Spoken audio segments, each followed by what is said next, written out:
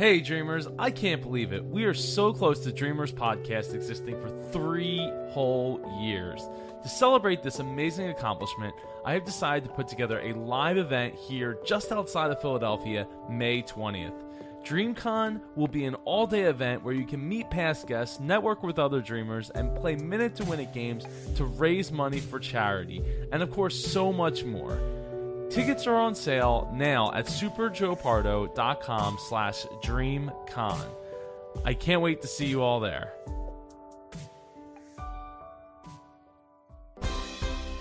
Hey Dreamers, my guest today hasn't been on the Dreamers podcast since episode 229. Wow. Yeah, right. We're almost at 300 episodes at this point. So 229. We're getting close to that. Three, almost 100 episodes ago. Mark, and he's come back today to talk about, well, other than to just catch up, obviously, because I love this guest, and he has actually been on the show. I think he will be the most guests that's been on the show the most times, because you rival Tayo Roxon for that, and actually a couple other names at this point. But I think you are way past everyone else. Everyone, I would love to welcome back so that he can talk about his latest album, Dreams Come True, Tom Ameen. Welcome back, Tom. Hey, thanks, Joe. And I'm so glad to be back here. I think it's really quite an honor that I'm one of those guests that has the most repeats coming on to your show. Yes. I think that's an accomplishment for me. I love it. Oh, I love it too. You're always welcome back here, and I'm so happy that it's been a little while that we've been trying to get you back on the show, because the album came back in December. Came out in December 5th, and now at the time of the recording, it's March already. And before you know, it's going to be what comes out tomorrow, April. My brain is so fried already today. Well, you're a little busy. You're a busy man, so we'll excuse it for now. We understand. Thank you. I greatly appreciate that. I have to say congratulations to you on the launch of your business and all this great stuff you're doing. Because I follow you. I listen to your podcast. I follow you on Twitter and Facebook, and I'm just so proud to call you a friend. I mean, you've done so much great stuff. Congratulations. And not only that, but raising a baby now as well. I know. Last time we talked on the show, she might have just been born or was about to be born. I don't recall. I think she was about to be born. If I'm not, I can't. Because it was right around that time. Because she was born March 16th. So I know I recorded at least 3 months out, because I knew I wasn't going to have time or want to have the time to sit down and record at the time. That's right. So it was before she was born. That's right. I remember that. I think it was just before, probably within a couple of weeks before she was born, we recorded. So yeah, she's almost a year old now. At the time of this recording. Of course, by the time this goes out, it'll probably be about 3 months from now. Right. So she'll have been a year and 3 months. But yeah, it's been this past 12 months have been really incredible for me. I spoke at the United Nations, and yes, I work at a nonprofit now that does really amazing things with the youth of Camden, New Jersey. If you don't know Camden, look up Camden, New Jersey. It's regularly one of the most dangerous, rated one of the most dangerous cities in America, and I work right in the middle of it. In the middle, not down by the river, the waterfront where everything's all nice. I work in North Camden, in one of the most dangerous sections in the city. Wow. Yeah. That's amazing. Oh my gosh. I didn't know that. Yeah. I didn't know it was such a risky area of town for you. Yeah, and it's only 20 minutes, 15, 20 minutes away from me. But yeah, I mean, I really, really love it. I love the fact that, the work that we do over at HopeWorks, and if you don't know, hopeworks.org, the work we do over there is truly incredible. We have these people come in, and they work for billion-dollar companies. This one guy, he is the CFO of a $26 billion company, and he's coming into North Camden to sit down and mentor some of our youth one-on-one. Like that It's doesn't amazing. happen anywhere, right? Like that's not something like this youth that would have no opportunity. I mean, most people wouldn't have an opportunity to know this person unless they belonged to like the same country club or something, you know, to get or same chamber of commerce that that person happened to belong to. And they're getting this opportunity to like get a shortcut right to somebody who could like really make a difference in their life and help them in so many other ways other than just be like, I really like you, let's get you a job where, you know, at our company. Right. It's more like it's inspiration, and a lot of times that will trigger something in a kid that will start, it plants a seed, you know, and it's like, oh, you know, I can do that, or this is my passion. This is what I really want to follow. You never quite know like how you're really affecting someone, you know, until later in life, if they tell you, or how they live their life. But that's amazing that people do that. And I really wish more people did that. It's such a great thing to give back to a community and to help shape the youth of, you know, that's coming up, because it's an important thing to do, I think.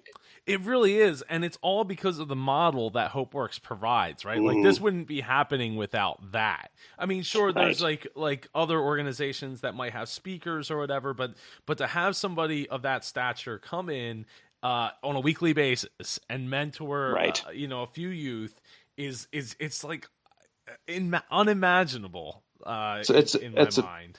It's amazing. I'm so glad that you're part of that. It's so important. It really, really is, and I get to work some really awesome kids, youth, I should say. Not most of them aren't kids. I mean, kids, relatively speaking, of course. Right, right. You know, but the whole point is I'm just proud to say that I'm a part of it, and that I'm getting to make a difference, not only just in my own backyard, but really, you know, going forward into the world. So. Yeah, I mean, it's cool. It's just crazy, though, because, like, now there's the business and then 2 jobs, because I still do some IT work for my dad's company, and then I have a baby and a wife. I know. And a baby just by itself is full-time work. So. It really is. It really, really is. So let's talk about you, Tom. Like, what have you been up to in the last year? Well, I recorded another Disney album, which I was very excited to do because, as you guys know, the last Disney albums I've done have been the theme park music rides. Yep. But I wanted to try to do, excuse me, hold on, something's playing. My phone wanted to give you a sample already. But I wanted to finally do an album of the songbook stuff. So songs from movies, or a lot of the animation movies that were out from past and present. Not present, but like the Renaissance in the 90s. I wanted to cover a lot of that music, like Beauty and the Beast. Oh, my cat says hello, by the way. Oh, hi. A lot of people know he likes to interrupt interviews a lot. But so I wanted to do album of songs from the songbook. So it was really cool for me. I really had a great time picking out the ones I wanted to do. Of course, I have a list of like 60 songs. You know what I mean? I had to cone it down to like 11 songs. So hopefully I'll get to do more songs in the future. But I felt what I put together was a pretty good sampling of some of my favorite music from the Disney films. And that's what I hope comes across when people listen to it. It's a sample of what kind of my love for the Disney film, and of course all the great music from the movies. Yeah, so I've had this album for quite a while now. I added it to the selection of music because for anyone who doesn't know, there is an iPod that exists in this world with only Tom Ameen music on it. That's amazing. It's amazing to me. It is, and I knew it would be because you know, I know how sentimental your music is, especially when people. You had like one person write to you to ask if it was okay to play your music at their wedding. Absolutely, and I was like, "Of course it is. Of course, it's such an honor that someone would want that at their special day." Yes, and to even write to you about it. I mean, a lot of people would just do it, and not think twice, but to write to you and let you know how special it is to them. I know. I thought that was really neat that someone did that. I was really touched by that. I thought that was really cool. That is. I would definitely feel the same way. So I mean, my favorite out of the album would definitely be Chim Chim Cheery. He Yes. did a really, really great job of capturing that. I mean, all of them, but that one really is, there. And then a Dream Is a Wish Your Heart Makes. Oh yeah, another classic. I And know. then the total surprise of Candle on the Water, where you're singing on it, which I have to admit, I actually want to take that one out because it's supposed to be the music that Ava goes to sleep to. and Well, and I've seen her. She, like, the song comes on and she hears the voice and she wakes up like she's not she's ready to go. oh, gee. Well, that was the big surprise, is that I wanted to do one song where I sang, because I used to sing a lot when I was younger. And when I do concerts, like if I do shows here in the LA area, I will sing. And I like to sing, but I never do it on albums because I've always considered myself just a piano guy who sings. You know what I mean? I'm not trained. I didn't go to school to be a singer, but I guess people really like what comes out. So I like to do it. It's a lot of fun. It's a way to connect with people, especially in a live concert. It's just a unique way to connect to people through singing. So I thought, well, let's try to put one singing song on the album and see what people think, because I don't know what people think. Like, do they like the voice? Is it okay? Do they not want me to sing? It's kind of funny. I was a little nervous to do it, but I figured, what the heck? Let's just do it. And Candle on the Water is one of my favorite Disney songs of all time. I've been singing it since I was like 15. So it's kind of one of those songs that it kind of feels like a friend. You know, every time you hear it or you sing, it just feels like a friend is there. So that's why I decided to put it on there and see what people thought of it. Whoa. Okay. So I totally, yeah. Okay. So I didn't realize that was from Pete's Dragon, because I just Yes. Googled it if you didn't hear the key typing. And the whole time I was thinking it was a song from Tangled. No, this is Candle on the Water was from Pete's Dragon. Like you said, it was in the 70s when that came out. And I remember our parents took us to see the movie, and we just fell in love with it. Like we were so enamored with this kid that had a dragon, you know, that could be invisible and helped Pete, you know, find a family and all that kind of cool stuff. And of course, the original was a musical. It had a lot of music in it, and I really liked the music. And now when I look back and watch the movie, first of all, it's way too long. I say that it's just such a long movie, but there's a lot of good music in it, and I really, really like it. So, and Candle on the Water always stuck with us, like me and my family as kids. And so once I started to learn music, once I started to sing, that was one of the first songs I learned to sing. And that's why it's so special to me.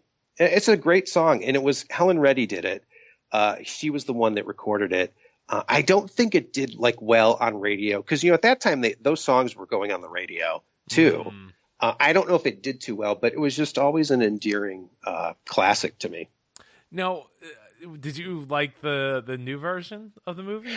I have not seen it. Yeah, me neither. Joe, actually, I haven't watched any of those. I really want to see it because it looked really good.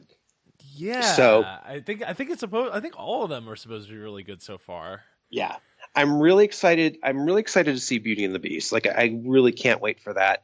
But I definitely need to see Pete's Dragon. I think I'm going to stream it. Like, I'm going to rent it soon. But I really wanted to see it. Yeah, what Beauty and the Beast came out yesterday, something. I thought like it comes out March 17th. So March 17th. Oh, March 16th, March 17th. Okay, for some reason it's coming. You know what it was I happened to be watching Good Morning America like the other day. Okay. Yeah, and that's what brought it up. Got it. Yeah, they probably had a feature on it or something. Yeah, and that's why I was like, oh, it must be coming out like, yeah, you know, today. But yeah, I guess not. Anyway, so what else has been going on? Like, so have you gotten to do any more like Disney gigs? Like, have you gotten any closer to working? Because I saw you. Wait, was it? It wasn't last year. It was the year before, wasn't it? In Disneyland. Oh yes, I think it was 2 years ago that we met there. That feels like just yesterday. It does feel like yesterday. I drove down to meet you there. You were there for a few days, right? Yeah, to run a race. And I came and saw you. I drove down. I think we had lunch, right? Oh, we had lunch at Earl of Sandwich. Yeah. Yep. That was great, which is only like the second or third time I've been there. I'd never been there before. And then Michelle Young, who has another podcast, I met her once down there and she took me there. And I was like, oh my God, this place is really good. So we had a great time. It was nice to meet you in person. It was really neat to talk to you face to face. Yeah, definitely. As you as well. And I hope to be out there again at some point. I mean, I was out there 2 times in December, but it just didn't work out. I know. December is a crazy month. And what's crazy about California and Southern California is that a lot of people don't understand the traffic. So if Disneyland on a really good day is about, I'd say like 30, 40 minutes away from me. But if there's crazy traffic, it could take up to an hour and a half to 2 hours to get there. So it's like when you say it's not that far, but with traffic, you always have to factor that in here. And when you're on like a time schedule, you just got to factor in like it's going to take an hour and a half to get there, probably take an hour and a half to get home. So it just wasn't feasible that time. I was bummed out. Oh, yeah, no, I was too. I mean, I was really hoping to get to see you. And I'm hopeful that this year, so we've been talking about this, Melissa and I, about whether or not we're going to get Ava to Disney World or Disneyland first. Okay. Yeah. Okay. Yeah. So, normally, I would say, yeah, Disney World is where we're gonna go. It's where it's the East Coast. It's Sure. where we would go. But the thing is I think we want to go sooner than like when Star Wars Land and like because like right now it's just so much is missing from the parks. I know. With Hollywood Studios being in such disarray. I mean, the Avatar Land will come online soon, and Animal Kingdom will be great again. Sure. Epcot, I think there's some things in the works for Epcot. I believe I haven't had a chance to really catch up on my Disney like news recently, but yeah, I don't know. I just feel like Disneyland is where we're probably going to wind up going first. That'd be very cool. You definitely keep me posted when you come here because I would love to meet Ava. That'd be so cool. I mean, Disneyland might be a good first time as well because it's not as big, maybe. And there's like you wouldn't have so much running around to do. Maybe I don't know. With a little child. I don't know how that works because I don't have kids. So I mean, I've been to Disney World with my niece and nephews before, but even they were a little older, but they got really tired, like midday, I would say. But gotta take breaks. You have to take the room. That's what I've learned. You know what? I've totally learned. In my 20s, like I went all day and all night, whatever. But I love going to the park, taking an afternoon break, a little nap, whatever, or a little swim, and then go back to the parks at night, and it just feels so refreshing. I love it. Yeah, as long as they're open late, that's the caveat. That's true. If they only close at 9:00, then it's like, yeah, you could take a little break, but you just have to factor in the fact that you're going to miss out a significant amount of time. You're not going to be able to make up like, oh, we'll just stay till midnight. Like that's true. I mean, it depends on the time they close, and you pay so much money to get in there. You really want to get the most experience that you can. Yeah. What was it? So somebody recently had just posted the when Disneyland introduced the Indiana Jones ride, and like it showed the ticket price in the commercial. So it was like the video of the commercial was like $23 or something. Oh my gosh. 90, I guess it was like 98, 99. Oh man, that's crazy. I know. And I'm like, man, like how did we get to it's over 100? I know. I have Epcot tickets I've saved that are like $20, $32, like way back when. I don't know how we've got to over 100. That's why I can't go a lot because I can't afford $100 a pop just to go in, and I can't afford the yearly pass because they're really expensive even here for Disneyland. But my friends and I like to go down, like we'll go down to downtown Disney, walk around and eat dinner, which is great. But I'm going to have to go into the park sometime soon because I really want to see, I've never seen Cars Land yet. So I really want to check that out. And just to be in the park for a day it's a great thing, It is. Yeah. It is expensive. it's tough. I mean, expenses and everything like that. Probably mostly insurances, if anything, is what has probably skyrocketed their ticket price. First and foremost, but yeah, it's a shame because it just doesn't seem like, oh, okay, it was $23.98 and now it's like $53. Like that's where it's like, okay, it's doubled in 20 years. Okay, I get that, but it's quadrupled. I know, over quadrupled. I don't even know what the current price is. I think it would be hard for, like, what if you have a family of 5, like 2 adults and 3 kids, like that? You're talking about over $500 or something just to get in for one day. And of course, you're going to want to buy the park hoppers, or you're going to want multiple days. It really adds up, I think. Yeah, so it's like I'm looking at 1 day, 1 park ticket value, $91. And then the regular is $104. So I'm guessing the value is like on certain days they do cheaper prices. Right. Oh man! And for California residents, they really don't give any discounts. Excuse me. They have they'll do during the winter. They will do a 2-for day where you could get 2 parks for $100, which is a good deal actually. You can go in one park one day and then the second park the other day. It's not a park hopper, so you can't go between, but you could spend 1 full day in Disneyland and then 1 full day in California Adventure, and that's a good deal for $50 a park.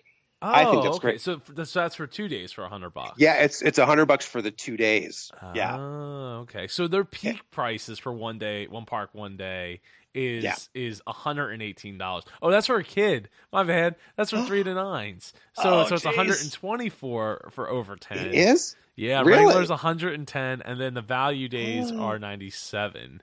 Oh, I thought it was like 105 or something now. Oh my gosh. Yeah. Wow.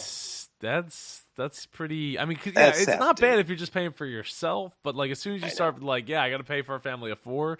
Like you're talking about $400, and that doesn't, like, you still got to eat that day.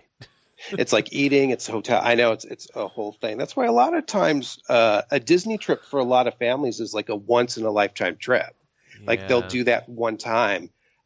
It's a big deal. We were very fortunate that I grew up in the 70s and 80s, and our parents took us. We were in Cleveland. So it was only a 2-hour plane ride down to Florida, as you know, being on the East Coast. And the prices were relatively, they were normal back then. So we went a bunch of times as kids because we could afford to do that, like on a vacation. So I'm so happy we got to do that. I would love to go to the park more. I would. But right now, once the music goes full force, I'll be able to do it all. Well, then you'll be busy doing the music. You'll be too busy doing music. Oh, yeah, that's true. That's right. My gosh. So what's been like any recent roadblocks that you've had in the last year? There's been a few actually, Joe. There's been a couple things. I'm really trying now. For me personally, I'm trying to get my music to the next level. So that means a lot of networking, a lot of phone calls. Yeah, I mean, it's in any business is the same. You have to just try to get to know a lot of people and try to get your music exposed to the right people that can help you. And it's been a crazy year because it's been really hard to get the music into the right hands. The great thing about Los Angeles is that it's a mecca of music and entertainment and all that good stuff. But the bad thing is that everyone here is doing the same thing. So you can be a great piano player, but there's 10,000 other great piano players here as well. So it's a big pool of talent. So sometimes it's hard to get your music recognized or maybe float above the rest. And I know a lot of it is luck and being at the right place at the right time. But I have hope that the steps that I'm taking now will reap some rewards in the future. I have faith that that's going to happen.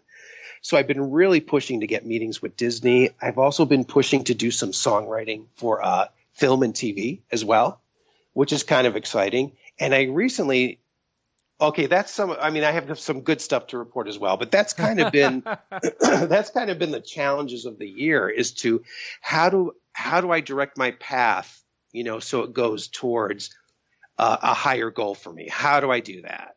And a lot of it is the self-motivation and believing enough in yourself to take those kind of risks.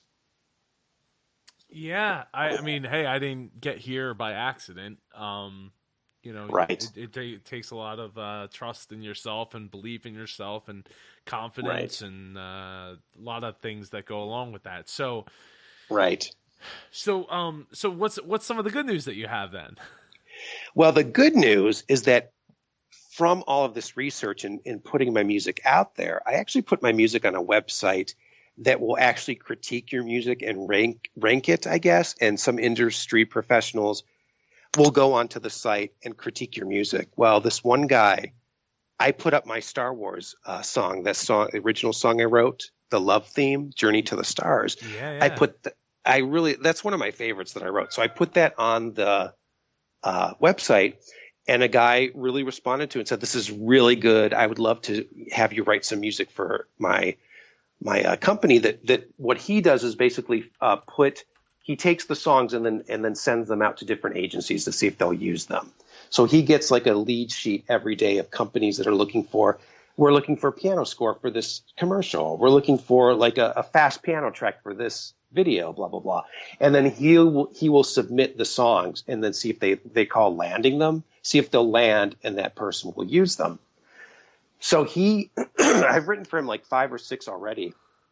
He gets these he's got these lists that's like, we're looking for a piano song that's like serene but happy and loving. I'm so sorry, Joe. You may have to edit that.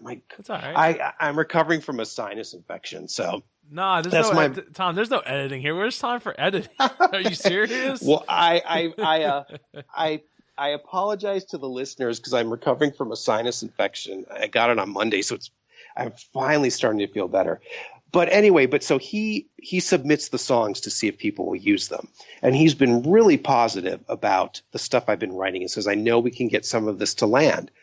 I said, that would be fantastic because that's another foot in the door to have on your resume to say, well, I've written for this commercial, I've written for this company, I did this video, et cetera. So it's kind of like building a resume, so to speak, of music stuff. That's been a really positive thing that's happened for me. Oh, that's I awesome. feel like that. I feel like it's a door that's finally starting to open a little bit. Your cat agrees. The cat agrees. Again, I apologize. My cat is very vocal. He loves to chat. Anyway, but so that's been a really cool thing that's happened. And it wouldn't have happened if I didn't take the risk. I didn't want to put my music on this the website is legit. It's nothing fake or anything, but I was like, do I really want to put a music on there to be critiqued, by professionals? Are they going to hate it? What's going to happen? But I took the risk and did it. And I'm really glad that I did. So I'm hoping it pays off. And then just personally, I've done things like I did another concert here in California. And a lot of people don't know, but when I do shows, I have really bad performance anxiety before I go on stage. Like it's stage fright, right? So it doesn't prevent me from doing it, and it doesn't prevent me from going out and having a great time. But it's those like 10 minutes before, the lights go down. I have horrible stage fright. So for me to do live performing, it's great, but I know I have to go through this terrible thing before, right? So I've been working on myself. I've been working different techniques and things to calm me down. And I have a good friend that helps to calm me down before the show. But one of the reasons why I got so nervous is because I sing in the shows. And because I'm not a trained singer, I kind of feel like, well, people might not like it. Or, I know I can play piano. Like I know I can do that, but I don't know how good I am at singing, blah, blah, blah. And people seem to really connect with the voice. So I made myself the first concert I did at Vitello's, which is this restaurant I play at, but they have a jazz lounge upstairs. The first show I did there, I sang like 2 songs. Okay. The second show I did, I sang like 4 songs, 4 or 5. This show that I planned that I did back in January, I made myself say, I'm going to do 8 songs. And 8 of the songs I sang at the show. And that was a big personal achievement for me to do that. So I'm happy I did. And now I feel like more comfortable with it. Like, yes, I can sing if I go places. If people want me to sing, I can say, yes, I'll do it. Instead of, I'm not sure, et cetera. So I'm really glad that I did that show and sang a bunch of songs. And of course, it went really well and people really loved it. So hey, I was happy. I just want you to, well, first off, that's awesome. I'm so happy that you've been taking those chances and risks for yourself. And by the way, I get stage fright too, as far as like before I go and speak. Yeah, Melissa's like, no, you don't. I'm like, no, I do. I really, really, really do. So I try to listen to music before I do anything like that. Good for you. But I can't always do, like, that's not always a possibility. So right. To get myself all hyped up and ready to go and sure.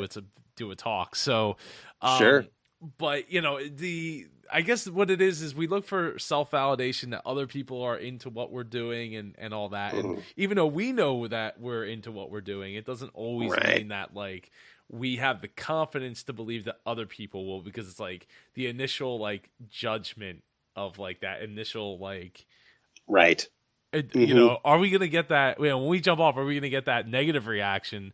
I mean, I've had that negative reaction before when when I was DJing. Like some people did not understand what I was doing, and did not get it and did not want to get it, and made it very vocal that they did not want to hear this.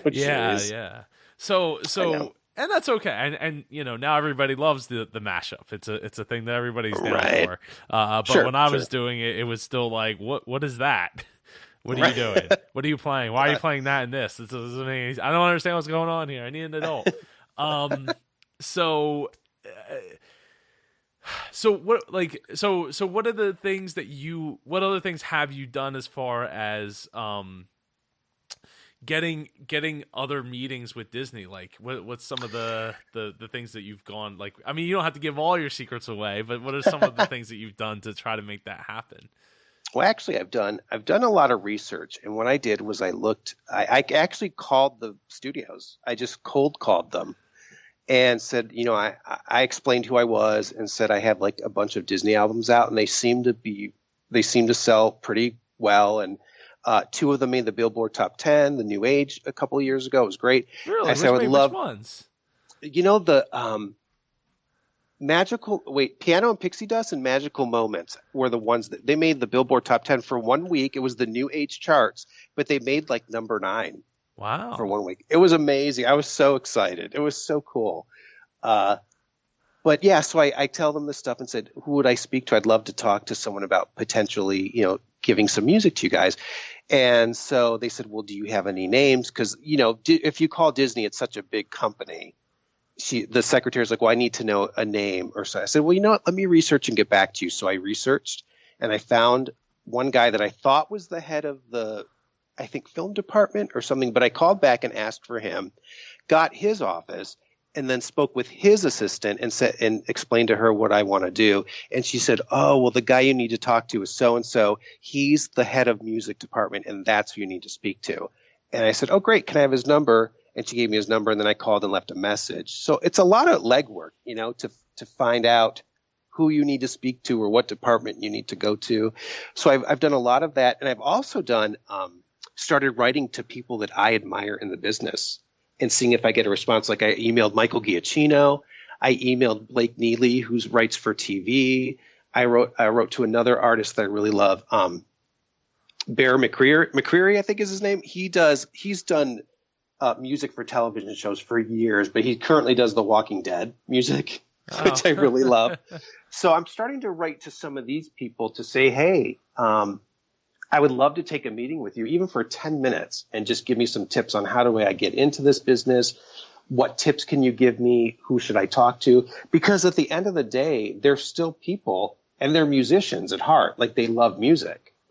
So I figured, why not? Can't hurt to try, you know? So that's kind of what I've been doing, is kind of networking and really trying to put myself out there.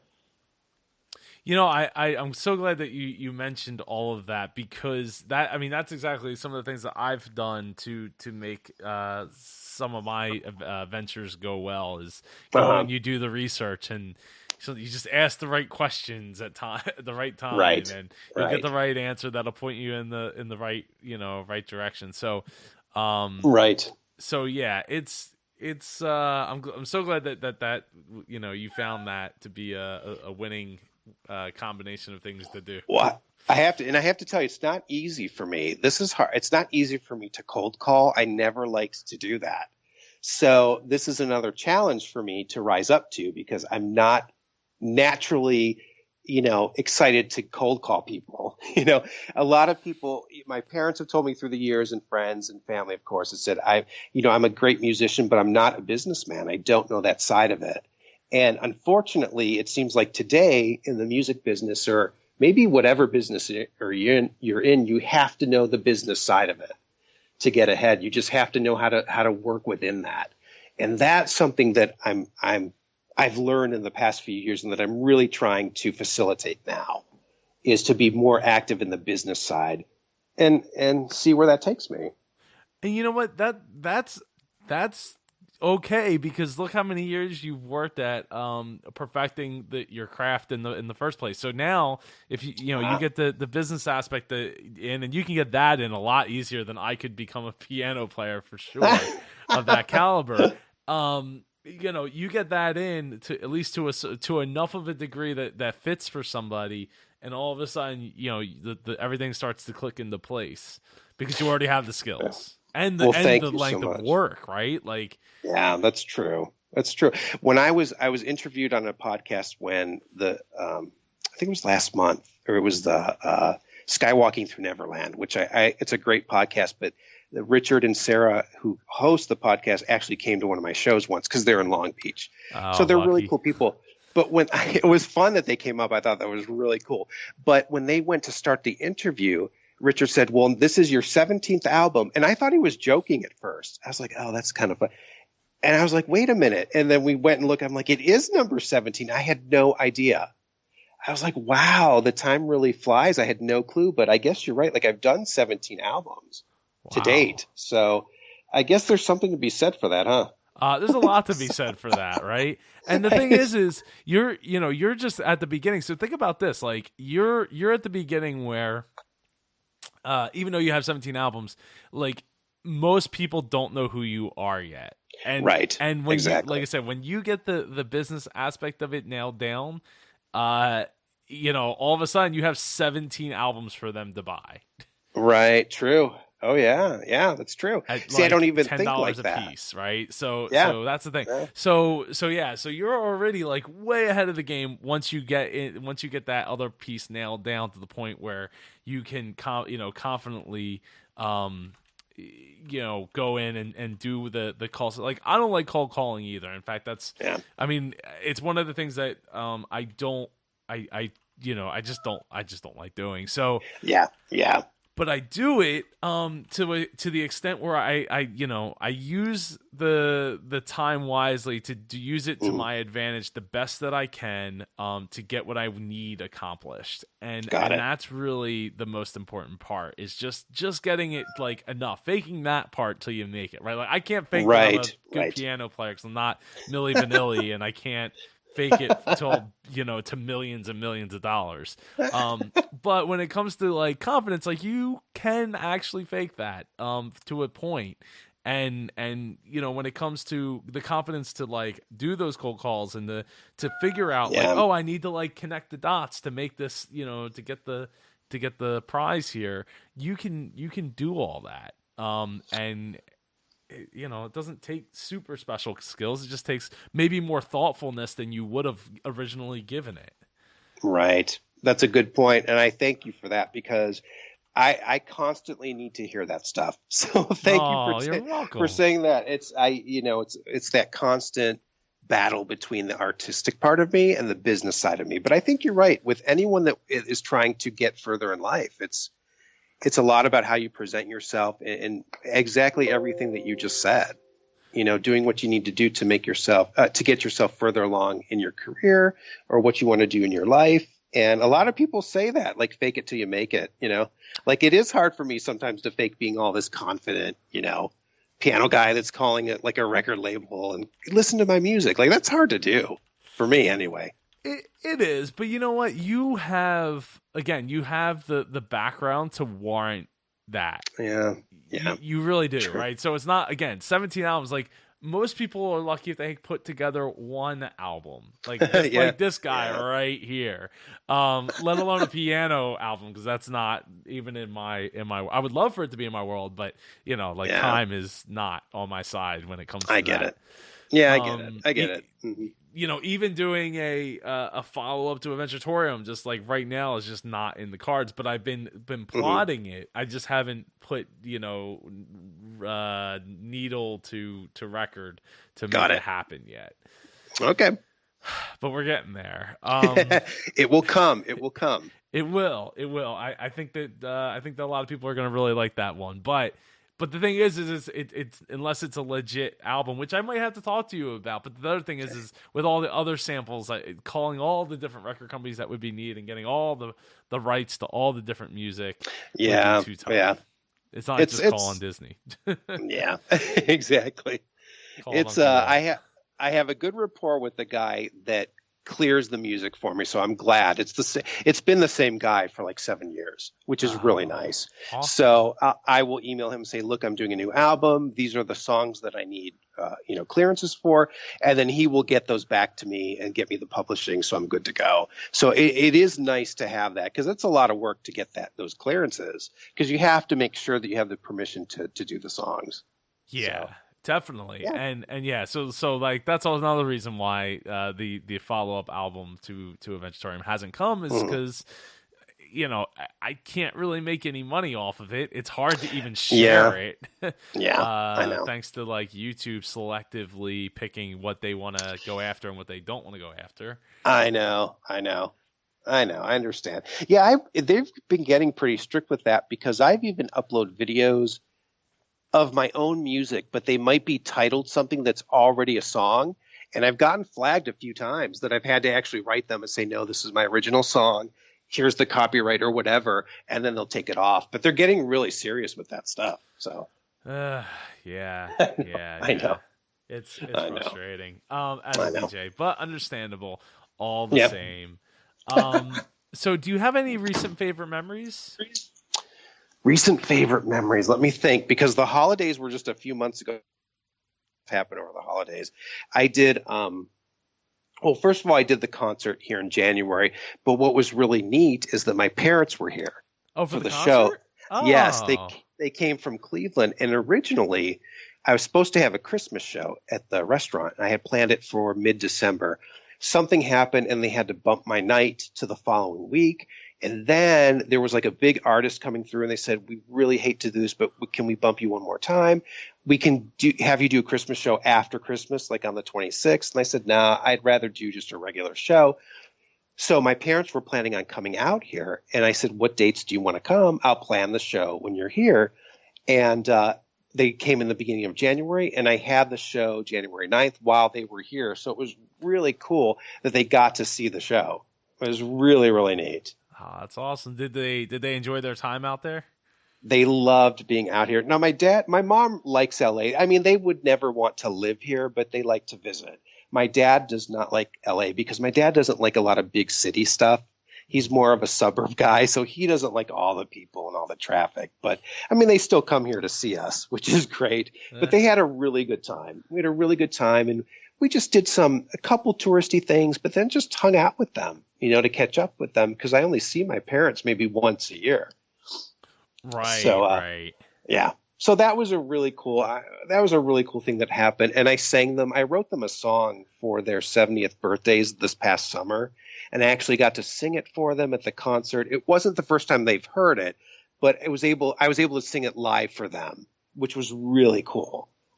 So it was neat. It was a really good memory for me. Oh, that's awesome. It was cool.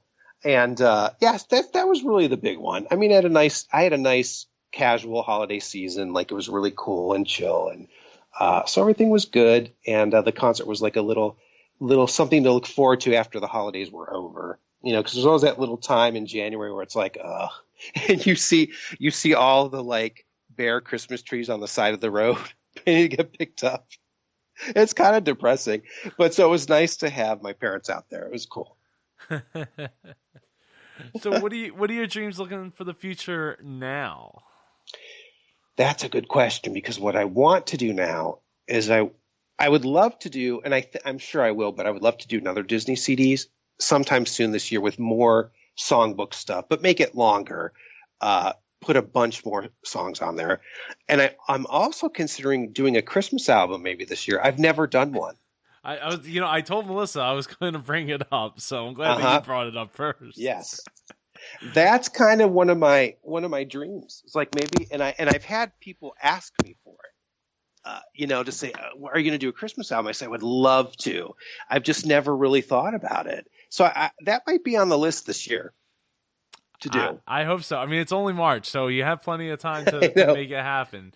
I know, right? Yeah. So you totally should. I was thinking also another, to go along with the holiday thing, like you should do like, you could probably pull off like a Disney Halloween album.